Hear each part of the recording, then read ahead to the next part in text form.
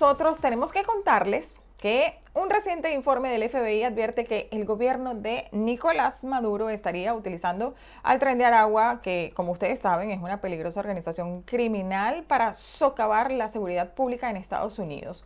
Según este informe revelado por la cadena Fox News, las autoridades estadounidenses consideran que el Tren de Aragua estaría actuando bajo influencia o respaldo de Maduro, dicho por ellos. Pero para analizar este tema y muchos otros más, vamos a conversar el día de hoy con nuestra compañera Gaby Peroso con sus perspectivas. Gaby, esta acusación fortísima, porque digamos que acusar a un régimen o a un Estado, pues tiene sus implicaciones, ¿no? Cuéntanos un poco de esto. Hola Laura, buenos días a ti y a toda la audiencia. Definitivamente eso era un secreto a voces. Mm. Muchos han venido denunciando ese lazo fundamental que existe entre la dictadura de Nicolás Maduro y algunas organizaciones criminales. Ya desde la primera administración de Donald Trump habían puesto precio a la cabeza, pero por el tema de narcotráfico. Ahora están escalando aún más, llevándolo no solamente al tema del narcotráfico, sino la utilización de personas para socavar la seguridad nacional, para cometer, incluso habla específicamente ese informe de que en los próximos 18 meses se estarían planificando secuestros, asesinatos o incluso amenazas o amedrentar a disidentes políticos dentro de Estados Unidos. Si esto es así, en principio se había dicho, ahora forma parte de un informe formal por parte del FBI que tuvo también la ayuda de otras agencias, son 18 en total que representan la seguridad nacional de Estados Unidos. Si estamos hablando de eso y ese nexo fundamental entre la dictadura de Maduro y estos grupos criminales se termina de establecer, sería muy distinto lo que ocurra. Y esto se ha venido edificando de una manera bastante delicada. Decretaron al Tren de Aragua como una organización terrorista la semana pasada, ya comenzaron a procesar con cargos de terrorismo a personas específicas que tienen que ver con esta organización criminal y adicionalmente sabes que se ha venido pidiendo que el cartel de los soles o el DIGESIN o el SEBIN, incluso hay algunos que aseguraban que la Fuerza Armada Nacional también tenía que entrar entonces en este rango para tratarlo de una manera distinta. Estaríamos hablando de un trato como el que le dan a las organizaciones de Irán. Y Sí, eso obviamente involucra una cantidad de prerrogativas y de seguridad que son mucho más profundas. Y claro. es lo que hemos venido denunciando, Laura, y diciendo. La administración Trump no se va a centrar solamente en el tema de las sanciones y la presión política al régimen de Nicolás Maduro. Ya vimos a la Secretaria de Seguridad Nacional recorrer El Salvador, México y Colombia, y en esas tres países hablaron de Venezuela. Esta semana está en Argentina y se va a reunir con Javier Milei, Alvin Helsin, quien es el jefe del Comando Sur. Es decir, aquí el tratamiento es completamente distinto y se Distinto. está buscando esa seguridad hemisférica. Ahora, el informe del FBI no solo alerta sobre las actividades del Tren de Aragua, sino también recomienda intensificar esfuerzos de cooperación internacional, justamente lo que estabas comentando, para frenar la expansión de esta organización y, por supuesto, de sus conexiones políticas, ¿no? Ahora, Estados Unidos y otros países de la región, sabemos que Estados Unidos sí, pero ¿están preparados estos otros países para enfrentar esta amenaza transnacional? Bueno, ahí entra justamente en juego esas visitas que hace la Sí, Secretaría de Seguridad Nacional, Noem, porque si ellos efectivamente le dan los recursos a esos países para atender ahí está, y minimizar la acción de estos grupos criminales, todo cambia. Y claro. oíamos a Mauricio Claver Carone asegurar que ellos se iban a quedar en el mismo punto donde estaban. ¿Cuándo se quedaron? Se quedaron invitando a Jair Bolsonaro y a Iván Duque al de Estados Unidos y vino la pandemia y adicionalmente ya estaba todo ese operativo naval antinarcóticos en las costas venezolanas, ahí en el Caribe. No se trata de una intervención como la podemos ver o Sí. la que podríamos imaginarnos, no, llegaron los marines, no, eso no va a ocurrir. Pero si le cierran el cerco de todo el tema de tráfico, de narcotráfico, de tráfico humano aquí en Venezuela, ya no pueden en Estados Unidos, ya no pueden pasar por el Darién, ya el tema se les Claro. ha complicado. muchísimo en Panamá y en Colombia. Todo eso es muchísimo menos dinero para el régimen de Claro, Nicolás Maduro. Y ahí sí lo está ahogando. Y si adicionalmente ellos están planificando enviar personas acá, ya estaban acá, Estados Unidos está en todo su derecho de manejar esto como se debe sí, manejar, como una organización criminal, incluso para ellos denominada terrorista, y allí es un adversario distinto, no es un dictador que está ahí lejos de Estados Unidos, sino un agresor, un enemigo para Estados Unidos. Y si ese planteamiento se va a dar así, sería totalmente distinto y eso claro. sí podría forzar una transición democrática en Venezuela. Claro. Ahora, por otro lado, también el Departamento de Seguridad Nacional de Estados Unidos desmintió este sábado las acusaciones del oficialismo venezolano de haber secuestrado a una menor y dijo que Estados Unidos la separó de su familia. Y abro comillas porque ambos padres pertenecen al Tren de Aragua. Sí, Cuéntame bueno, de ese esto. caso particularmente es increíble, Laura. Eran dos personas que llegaron de Perú recientemente, entre el 23 y el 24, Sí, durante la presidencia de Joe Biden. Ingresaron a la frontera, no los dejaron entrar, a pesar de que prácticamente todo el mundo entraba como Pedro por su casa acá. A ellos los dejaron retenidos porque habían averiguaciones en Perú, seguramente estaban huyendo claro. de que él era uno de los jefes de los sargentos del Tren de Aragua y que ella facilitaba mujeres para prostitución o narcotráfico. Estas dos personas permanecieron durante la administración de Biden retenidas, se les dio orden de deportación firme y como estaban detenidas, la menor de 2 años estaba en custodia de las autoridades porque obviamente sus padres no la podían cuidar. Al tener orden definitiva de deportación, mandan al hombre a El Salvador y recientemente acaban de mandar a su esposa a Venezuela. Entonces, obviamente el régimen de Nicolás Maduro aprovechó este caso. Sí. Ella dijo que le habían arrebatado a su hija. No, ella tenía varios meses ya sin estar con su hija porque está en custodia del Estado, porque al parecer ella es una criminal y eso pasa en cualquier caso, no solamente en los temas migratorios. Y el régimen de Nicolás Maduro empezó a decir que están secuestrando a niños venezolanos. En primer lugar, además, el niño no es venezolano, nació en Perú y vino a Estados Unidos. No es, bueno, podría adoptar la nacionalidad venezolana posteriormente porque ambos padres son venezolanos. Aquí el tema es cómo construyen la narrativa, porque esta noticia la aprovecharon todos los medios americanos para atacar a la administración de Donald Trump, hablando que era un humilde barbero, ponían como que supuestamente era una barbería porque tenía como en lo que colocan los barberos la bandera de Venezuela, al parecer la barbería efectivamente es de Perú.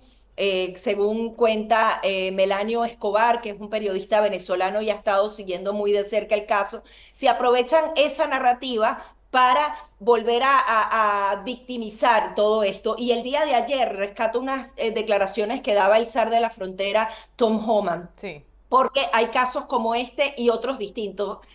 Hay otro caso en donde hay un niño norteamericano, o sea, nacido acá de padres que estuvieron ilegales y que tenían orden de deportación, que fue trasladado a América Latina. Entonces están diciendo, Donald Trump está deportando a niños americanos, y entonces dicen, no, eso es potestad de los padres. Si los padres son deportados porque estaban ilegal y tenían orden de deportación, muchas de ellas desde la administración anterior, y deciden que sus hijos se van con ellos, ese ciudadano americano se va hasta que sea mayor de edad y quiera volver acá o luego pueda entonces tener un familiar acá en Estados Unidos que lo cuide, pero es una potestad de ellos.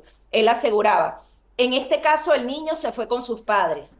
Si el niño se hubiese quedado en Estados Unidos, estarían hablando de que se está haciendo la separación familiar, como lo está tratando entonces de dibujar Nicolás Maduro, que adicionalmente dijo que Estados Unidos estaba secuestrando a niños venezolanos. Aquí la decisión es de los padres, pero adicionalmente, cuando los padres ponen en peligro la estabilidad de esos niños, Tom Homan aseguraba que tenían que hacer todas las investigaciones necesarias para asegurarse de que los niños estaban a buen resguardo. En el caso de ese niño que nació en Estados Unidos, se fue con sus padres, pero en el caso particular de estas dos personas investigadas por formar parte activa del Tren de Aragua, el niño se ha quedado en suelo norteamericano, seguramente lo van a enviar porque no es ciudadano y vamos a ver qué pasa. Aquí el tema es cómo las narrativas te Sí. las van cambiando y nadie averigua mucho más. Simplemente Y a eso iba, que ambas partes toman como partido, digamos, de cada,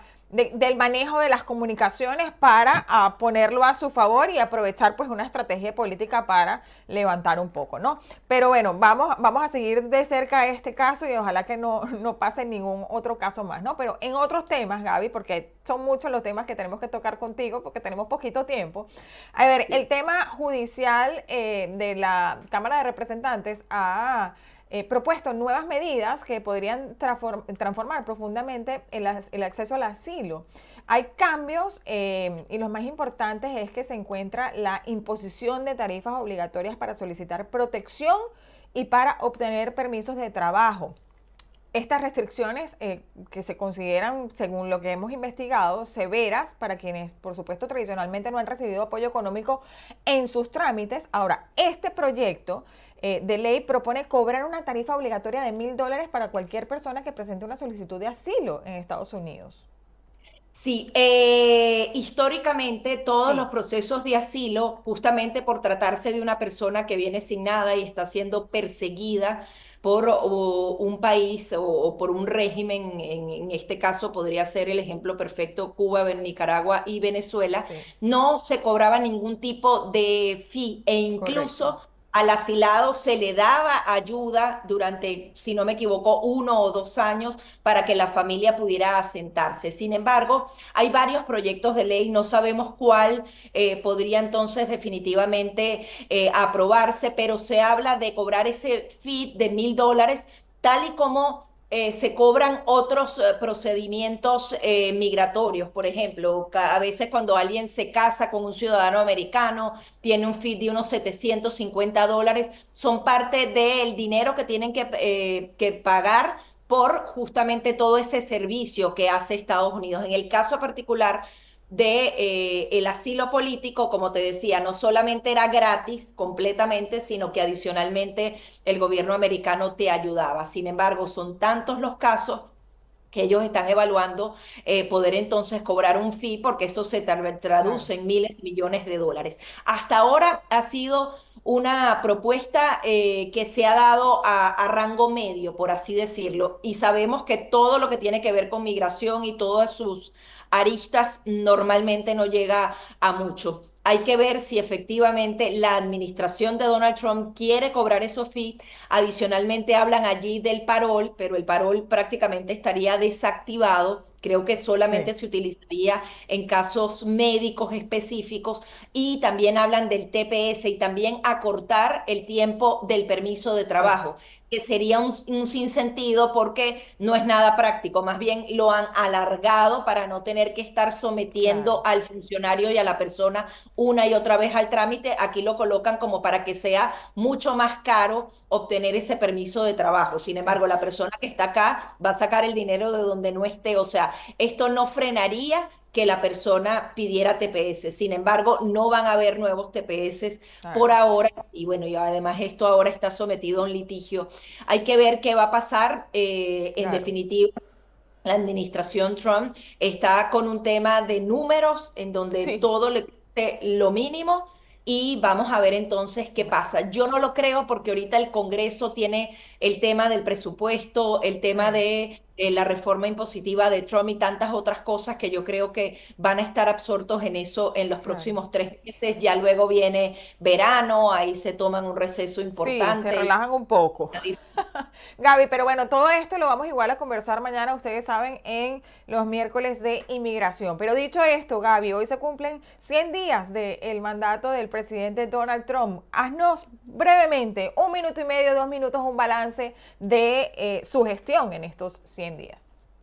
Bueno, él justamente ha tomado dos banderas fundamentales y es por eso que ayer hizo una rueda de prensa a las 8:45 a través de su secretaria y el zar de la frontera, y hoy a las 8 en 10 minutos arranca otra rueda de prensa en vivo en la Casa Blanca para hablar de la materia económica. El día de ayer hablaron de un total de 140.000 deportaciones en estos 100 días de gobierno y bueno, han estado haciendo las comparaciones de lo que era la frontera, que llegaron a entrar entre 10.000 y 15.000 personas diarias, a registrarse, no sé, la llegada de 9 personas, incluso muchas de ellas por razones de emergencia médica. Por tanto, en el caso de la frontera, a simple vista es muy claro que se ha cumplido entonces esa promesa presidencial. Sin embargo, hay muchos litigios y casos particulares que están en estudio y está justamente esa preocupación fundamental de que se respete el debido proceso. El día de hoy van con lo económico. La inflación se dio significativamente, el precio de los huevos, que también era una medida fundamental, pero hay quienes aseguran que la situación se ha complicado tanto con el tema de las tarifas que podríamos estar ante un primer periodo de decrecimiento económico. Hay quienes dicen que a él le convenía esto porque necesita que bajen las tasas de interés, porque viene una negociación con la deuda de Estados Unidos, pero si son dos 6 meses en donde, no, 3 meses, periodos Tres. de 3 meses en donde no se crece, estaríamos entonces ante lo que sería uy Dios mío, se me fue el término, una recesión en Estados Unidos. Recesión. Hay quienes dicen que podría ser parte del plan Sí, de Donald Trump. Sin embargo, cualquier tipo claro. de crecimiento económico va a ser malo. Sin embargo, Gaby. el día de hoy a las 6 de la tarde va a estar en Wisconsin. Políticamente hay quienes lo siguen adorando, hay quienes están Sí. preocupados con lo que está pasando y los que no lo querían no se han No reconciliado se con van a él. enamorar tampoco. Bueno, Exactamente.